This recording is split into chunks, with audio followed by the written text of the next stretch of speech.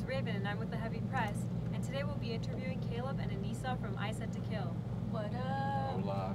Hola. Welcome to our van. Yep. Our home away from home. Sorry, it's a mess.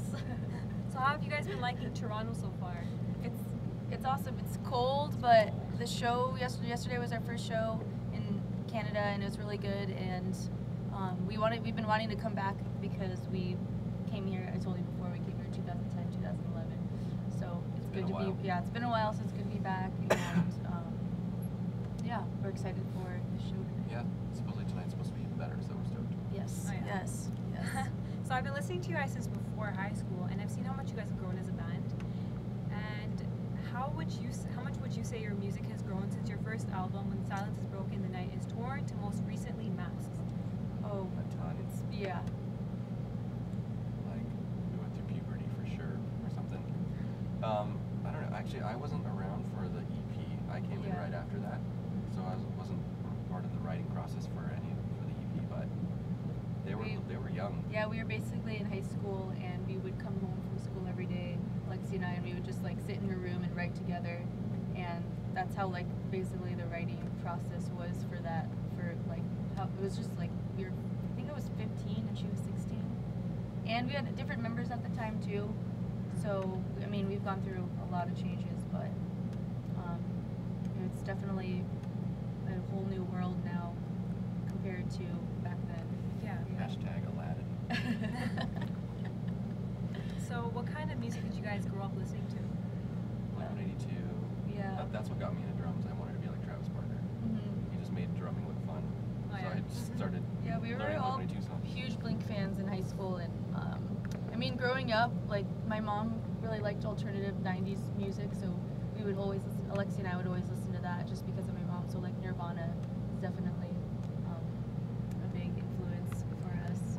So how did you guys all meet and become a band? I know you didn't come until later, but how did you and your sister start the band? Well, we always kind of wanted to in high school, and but she started playing guitar in like freshman year, and then I started playing around the same time, but I started playing bass, and we were in like our own separate bands, like we were playing with other people at the time, and then in the end we like decided we should just like join forces and start a band. But it was kind of hard at first because like no one wanted to be in our band. Well, we wanted to find like 2 other guys to be in the band, but it was hard to find them because they're like, oh, they're girls, they're gonna suck, we shouldn't. Like we would post things online, like on what was that website?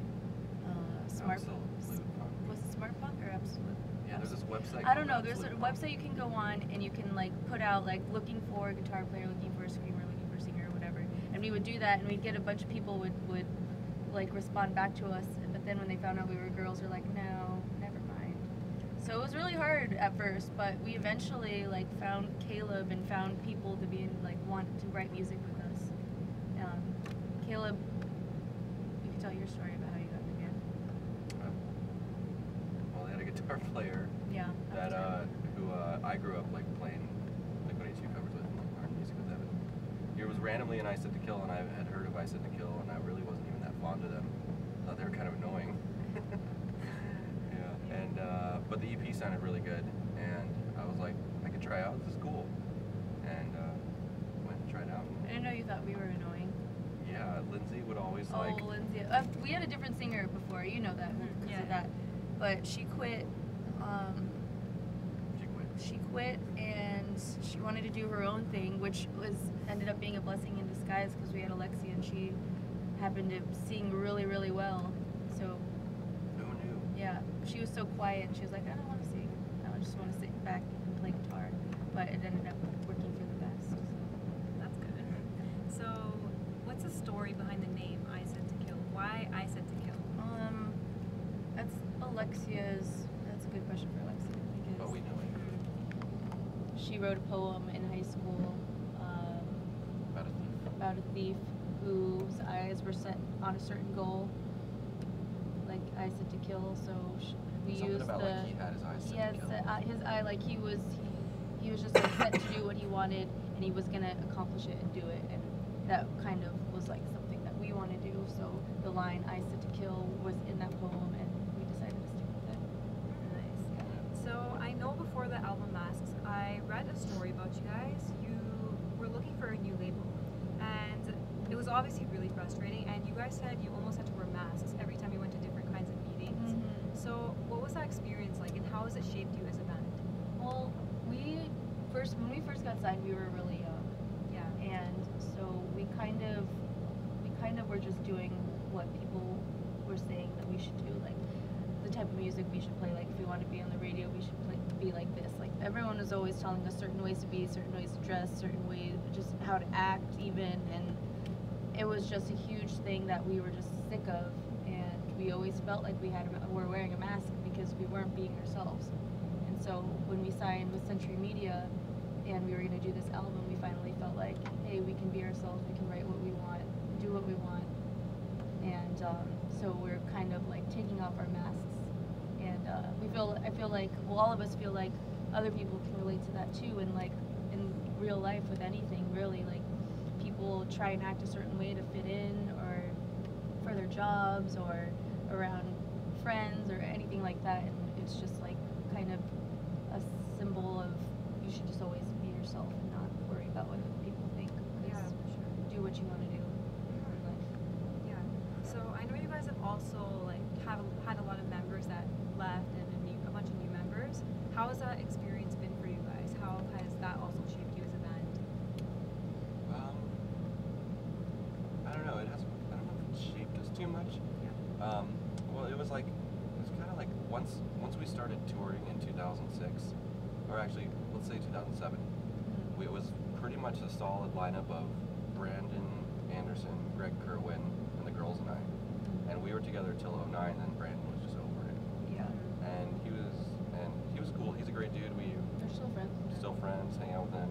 Has a couple babies now. Just some people can't tour, and that's really what it comes down to. Either that or we take people on, like, I don't know, just it's all like it's chemistry. Like we all have to be able to get along and kill it.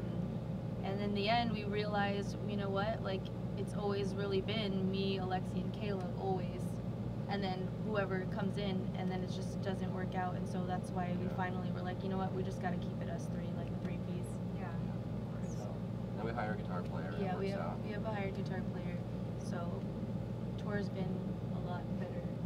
That's good. Yeah. But it was weird. Like it's always a bummer when people just quit on you. And you're like, what? Like, what are you gonna do now? Are people gonna like us still? Like, do people love Brandon, and are they gonna like hate Ice at the Kill because he's gone now? Luckily, that wasn't the case. Yeah.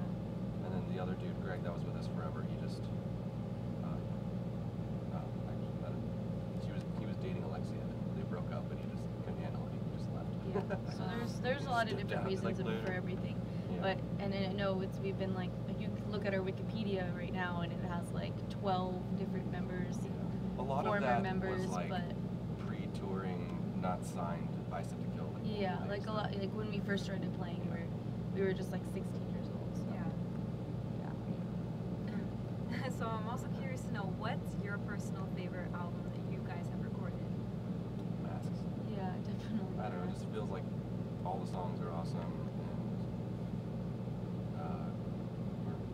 we're like in our mid-20s now, and we're older. We wrote like more mature music. I feel like than when we were 18 writing Reach and stuff. Like, it's pretty crazy. Yeah, Masks. That sounds great. I'm excited for the next one. We're writing. Yeah. Yeah. I mean, we like playing our older songs too, though. Like, it's not like we like hate everything else we've written. Like, we still, but just this album, like, I feel like we worked the hardest on this one. Yeah. So that's why I feel like it's our favorite. That's cool. Yeah.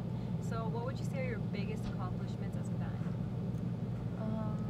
Still being in a band, I think. Touring.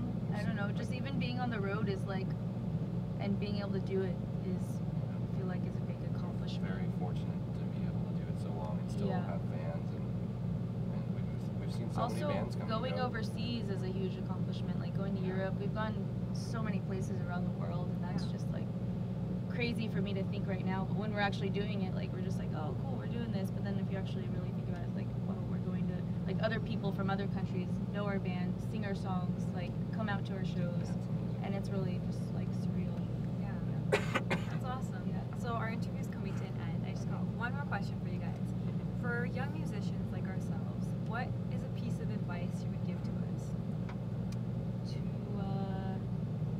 Keep going, like, Yeah. no matter what, just keep. No matter what anyone says, because there's always gonna be someone that's gonna like bring you down and like say, "What? Don't do this." Like, I don't know. I've had people like say, "What are you doing with your life? Why are you like wasting it doing this? Like, how do you make money? How are you making money? How are you paying for rent? Don't you want to buy a house eventually?"